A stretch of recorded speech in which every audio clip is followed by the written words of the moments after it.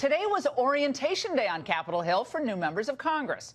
But for Nancy Pelosi and the Democratic leadership, the new class is turning out to be more than they bargained for. Now, check out newly elected Congresswoman Alexandria Cortez. I think she may find her transition from rock star activist to just another member of Congress a difficult one. Someone should tell her that if you want to be taken seriously, even as the youngest member of the House, protesting outside the former Speaker's office isn't a genius move. She appeared with 200 young climate change activists, and it was inside Pelosi's office. We need to tell her that we've got her back in showing and pursuing the most progressive energy agenda that this country has ever seen. Well, these whippersnappers don't care about your seniority, Grandma Mimi. They want action, specifically Trump impeachment, Kavanaugh impeachment, et cetera, et cetera. Well, the juvenile display ended with arrests, and Ocasio-Cortez, she hightailed it out of there before the mob actually had the cuffs put on them.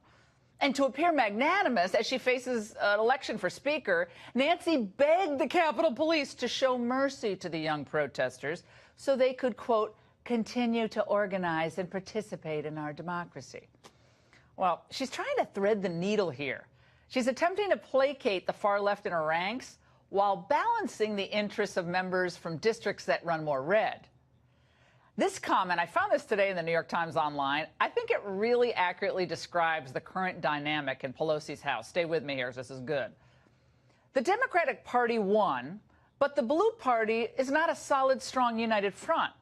They're a bunch of very different groups that don't see eye to eye on most anything, but were united under the banner of Fire Trump. Good luck to them now. Their infighting will keep them busy arguing with each other before they can even mount an attack on red. Something that is good for the economy will not be good for the socialists led by Ocasio-Cortez. Any immigration reform will be rejected by the same cadre unless it abolishes ICE. Any cooperation with red will be forbidden. Nancy Pelosi has inherited a load of unruly children. Good luck to her getting anything passed by her own people. Well, it's not even a guarantee as to who will be the next speaker at this point. There is seditious talk in the Democratic caucus of finding an alternative to Speaker Pelosi. To save her gavel, though, Nancy is playing the female card. In other words, she's trying to convince her caucus you can't maintain a majority without a woman running the show.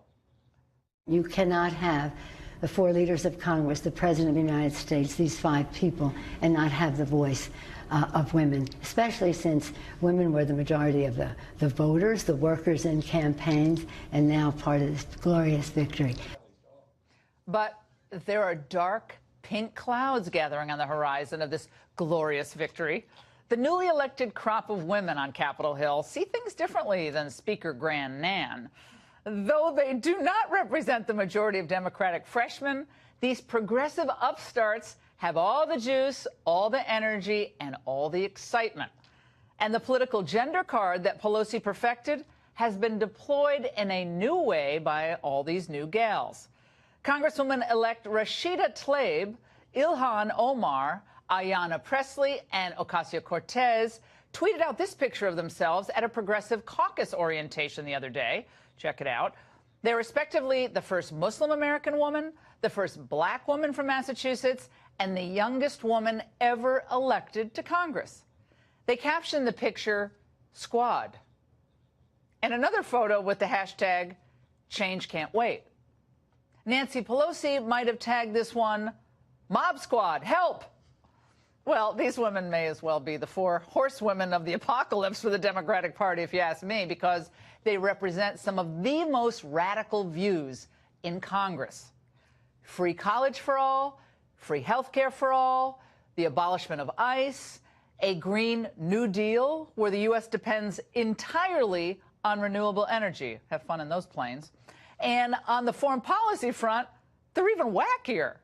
The anti-Israeli bias of some of these junior congresswomen-elect is downright disturbing.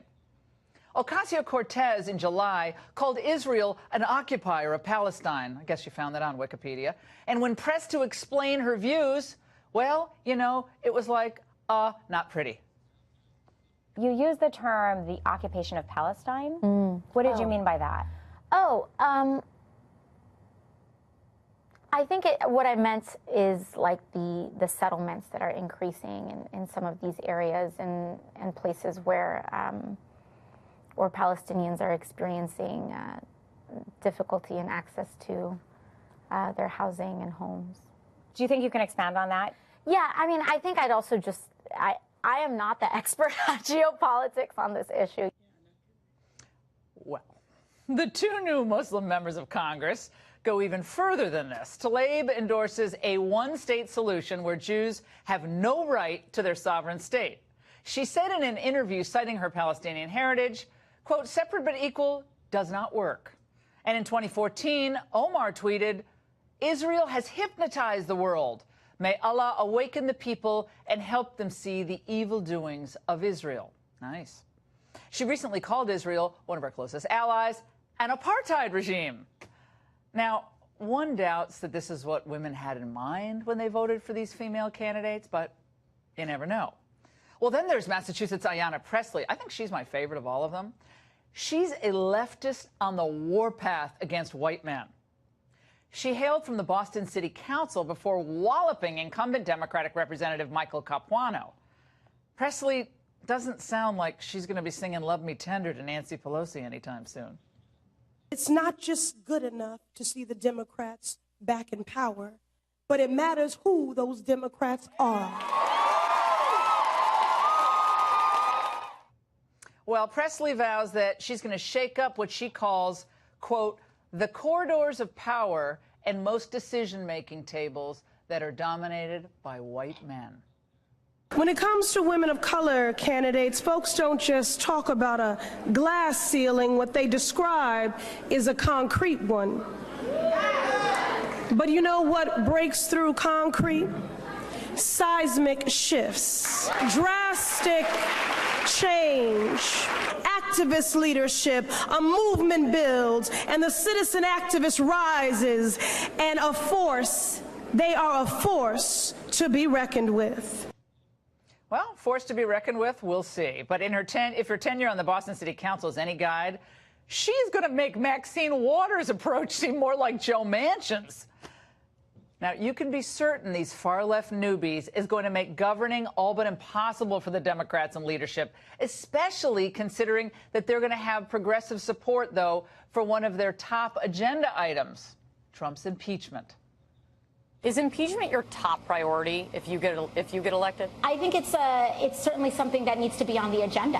I absolutely do. We don't want to be in a situation where the president is deranged and we've got nothing that we can do about it. They say, Maxine, please don't say impeachment anymore.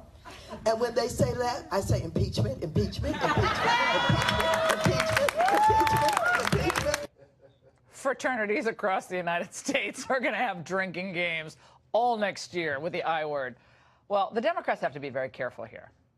Impeaching Donald Trump, Brett Kavanaugh, Wilbur Ross, whoever they're going after, could place them in severe political jeopardy. According to a new Politico Morning Consult poll, 51% of all voters are opposed to the Democrats moving articles of impeachment against the president next year.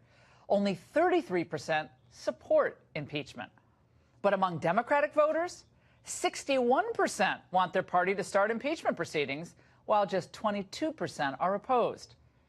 Expect Pelosi or whomever the Dems elect as their speaker to delicately approach impeachment proceedings despite the cries from the left. But that doesn't mean that they won't harass the president and his administration to satiate their base. Axios reporting that the Dems are loading the subpoena cannon with 85-plus Trump targets in sight. The president's tax returns, real estate deals, Russia involvement, interaction with the FBI, even his Space Force will be targets of Democratic investigations. But one gets the sense, as they often do, that the Democrats are about to overplay their hand big time. Because if the Kavanaugh circus proved anything, it's that women don't like to see people unfairly tried in a public setting, particularly when the charges are politically motivated. While wrangling with the left wing of her party, Pelosi should not mistake her slim House majority for a sweeping political mandate or a license to make war on the president. Voters, female and male, will not stand for it. And that's the angle.